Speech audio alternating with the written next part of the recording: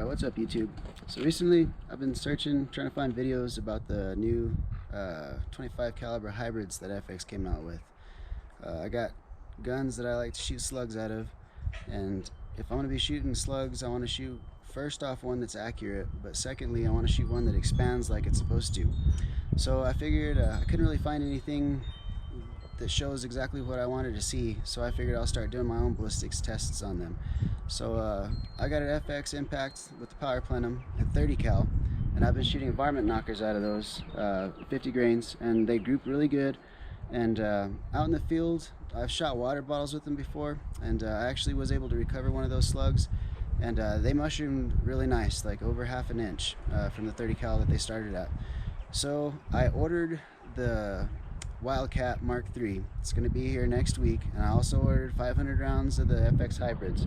So I'm going to do this test today with the impact, just to show what my Varmint Knockers are doing, and when I get the Mark III in, the Wildcat and the FX hybrids, I'm going to do that same kind of test on those, and we'll compare the results, and I'll kind of make my decision if I want to keep shooting Varmint Knockers or if I'm going to switch to the hybrids.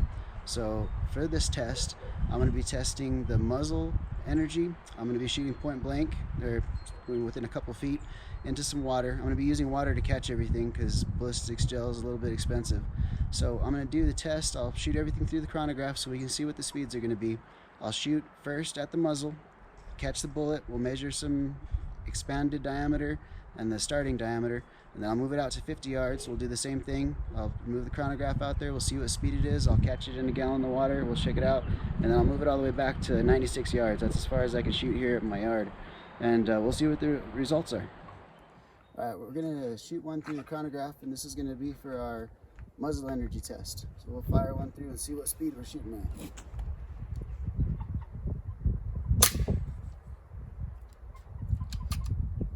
Let's do one more just to make sure we're consistent.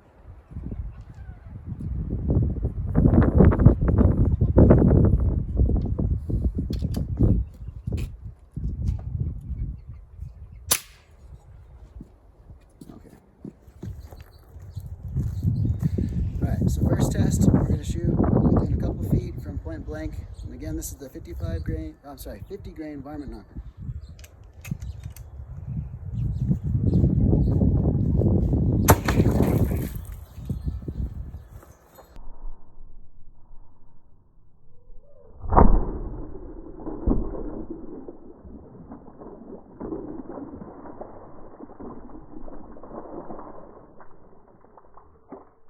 Alright, we just shot our slug into our bucket, and no water leaked out. There's a slug right there. Doesn't look like it impacted the bottom. I'm going to grab it out of there.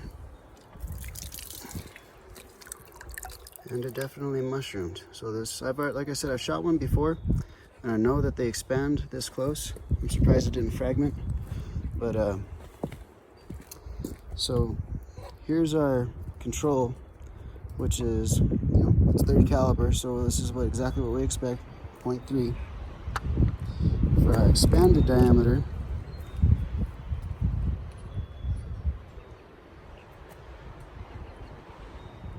there we go, we're at over ½ inch.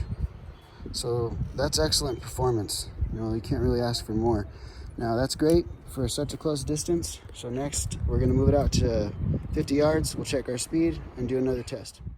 Alright, I'm going to take 2 shots. This is going to be the 50 yard feet per second test. I got the chronograph set down there and another camera showing that, so you'll be able to see what the speed is on screen. I'll take 2 shots to see what it comes in at.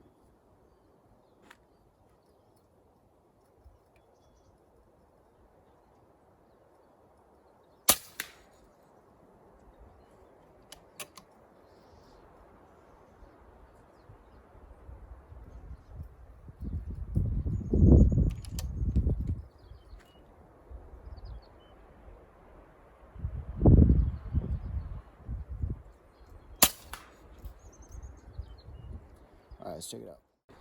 Alright, this is going to be the shot test for 50 yards. We already shot our velocity. Well, let's see if we can catch that slug in 1 gallon of water.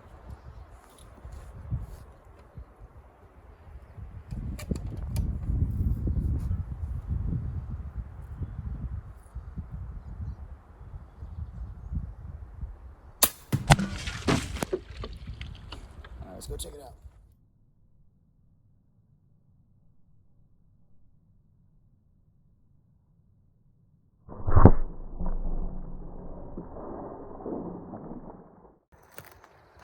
All right, let's go see if we can find the slug.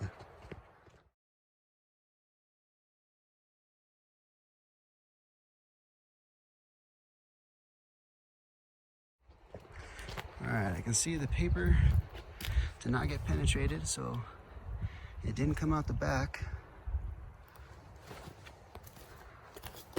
And it clearly hit the bucket. Might have to look at the slow motion footage and see if I can figure out which direction it went. Let me see if I can find it.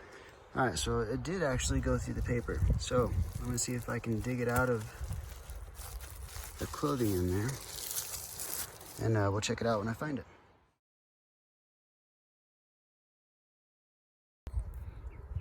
Okay, so I found it. It actually hit the bucket, went in, and fell right out on the dirt. It was right in the dirt, washed it off. And we already have our 30 cal, our test slug here. And let's see if we can get an accurate measurement here.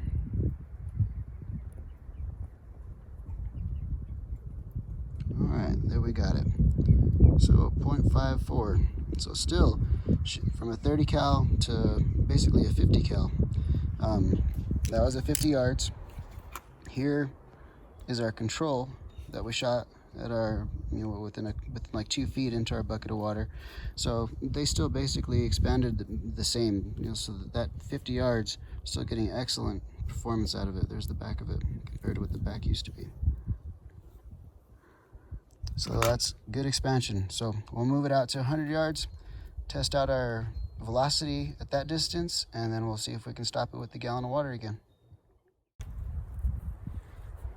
All right, we're gonna take 2 shots, 96 yards, and see what our numbers are at that distance.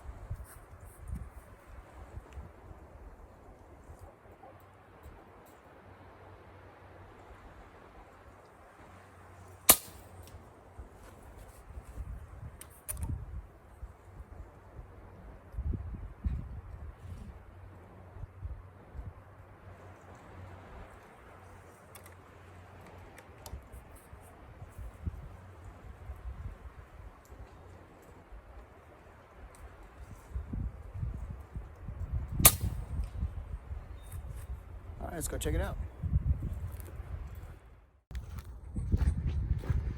All right, we're gonna go get the chronograph out of the way, grab our gallon, and we'll swap out the chronograph for the gallon and see if we can catch it. All right, last one. We're gonna shoot 96 yards into the bucket, or I'm sorry, into the gallon of water, and then hopefully into the bucket so we can catch it and check it out. Check out what the expansion is.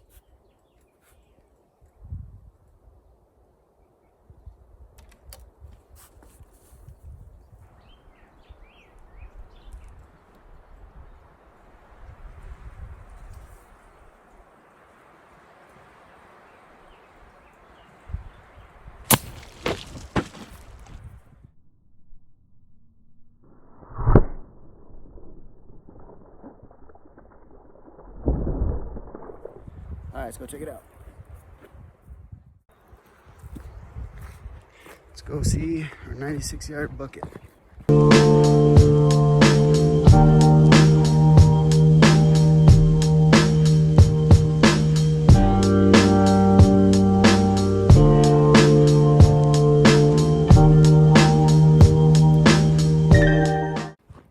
All right.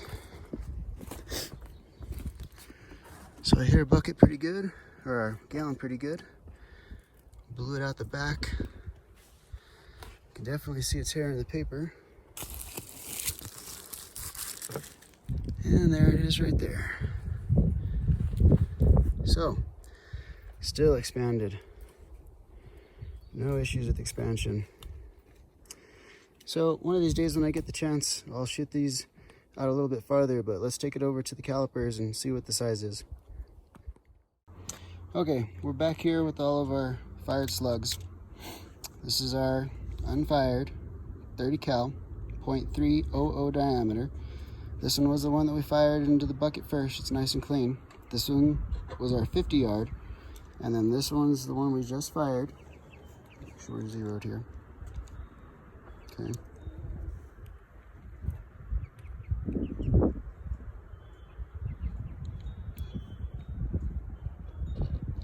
So maybe not quite the expansion as the other two. The other two were at 0.58, 0.5, I'm sorry, 0.58, 0.56. This one's 0.52. And if you look at the base of it, it didn't quite mushroom as far back as these two did. So they still mushroomed excellent. The only difference is maybe it's starting to taper off again, but there's no issue with expansion at that distance. So overall I'm very happy with it. That's why I shoot these. We'll go over the final impressions here in a couple minutes.